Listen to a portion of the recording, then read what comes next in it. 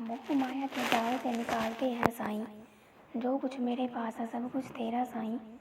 छत्र छाया तुम्हारी मिली और कुछ न मांगो साईं। बाबा सदा फक्कड़ बनकर रहे, फिर भी उनके पास कभी किसी चीज़ की कोई कमी नहीं थी। न खाने पीने की, न पैसे की और न ही कपड़े लत्ते की। हम सारी उम्र पैसा पैसा ही करते रहते हैं।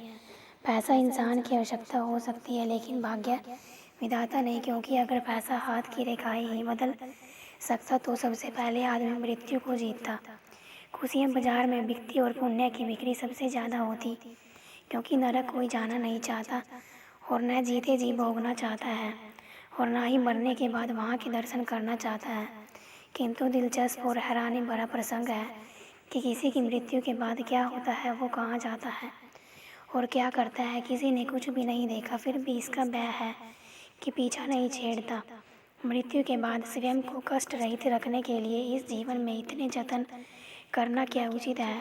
बाबा का हमेशा यही संदेश रहा है कि जो कुछ करना है इसी जीवन में करो। अगर पास पर्याप्त धन है तो उसका सदुपयोग करो। लोगों की अन्न जल कपड़े का प्रबंध करो। अगर कोई शारीरिक या मानसिक परेशानी में है तो उसकी आगे बढ़कर सहायता करो।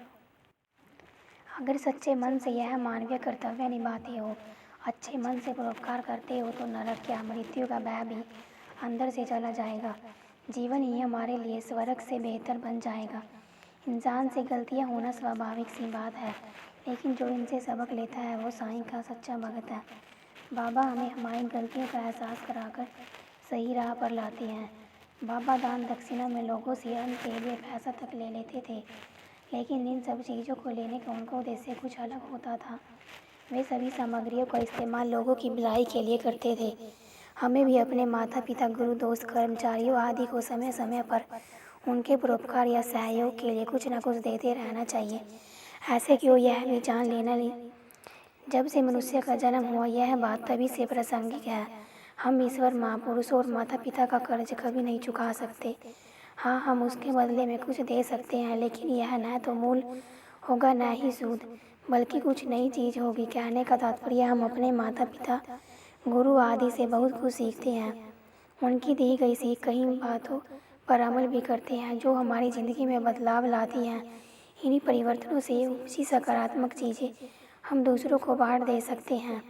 इसे परोपकार भी कहते हैं, समाज सेवा भी, और अपनों देश दुनिया समाज को कुछ देने का सार्थक प्रयास भी।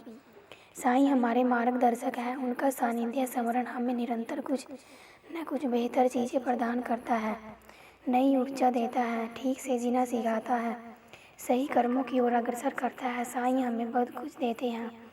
वे कण कण हर मन में अच्छी भावना और विचारों के साथ विद्यमान हैं।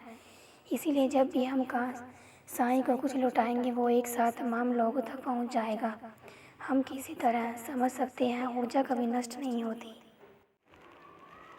बाबा उसका स्वरूप बदल जाता है। हम भोजन पानी के रूप में ऊर्जा हर कण में समाये हुए हो, फिर भी तुम आओ और यहाँ बैठो हमारे मन में, हमारे मस्तिष्क में। हम साथ बैठकर बातें करेंगे। साईं नाम सुमिरन से जग जागा, जग जागा, जग जागा। साईं अब तुम भी आंखें खोलो, जागो साईं देव हमारे।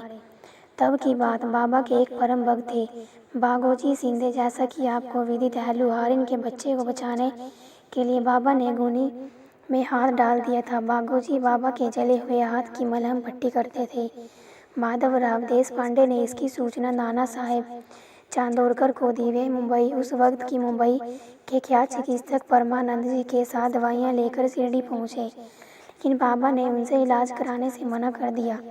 बाबा सिर्फ बागोजी से ही मलहम पट्टी कराते थे। बागोजी का कष्ट रोग था, उनकी उंगलियां सड़ चुकी थी, बदबू मारती सी। भी स्वाभाविक है कि जो इंसान अपने दल बल के जरिए परोपकार खरीदने की चेष्टा करता हो वो असल में बागोजी के पास क्यों आएगा, बैठेगा। लेकिन बागोजी से ही सेवा कराते थे। जब बाबा लेंडी भाग जाते तो बागोजी छाता लेकर उनके साथ साथ चलते थे। साईं से सीधी सीख, दरअसल यह कोई सामान्य बात नहीं थी, बल्कि इसमें एक गूढ़ रहस्य छिपा था। जिसने भी यह रहस्य जान लिया वो मोह माया के चंगुल से मुक्त हो गया। बाबा ने कुछ रोगी बागोजी को अपना समीप्य देकर एक संदेश दिया कि अगर आप मोह माया के साथ बदले में कुछ पाने की इच्छा लिए परोपकार करने चले हैं, लोगों की मदद करने चले हैं, तो सारा कर्म व्यर्थ है। ऐसे कर्म आपको स्वर्ग ले जाएंगे। कह पाना मुश्किल है, क्योंकि इसमें आपका निस्वार्थ भाव नहीं दिखाई देता। आप सच्चे मन से मनुष्य की सेवा नहीं कर रहे, बल्कि अपने दल बल से पुण्य खरीदने की चेष्टा कर रहे हैं। इसीलिए जब तक मोह माया के जाल से निकलकर मनुष्य की सेवा नहीं करेंगे, तब तक पाप पुण्य का भेद दूर नहीं कर पाएंगे।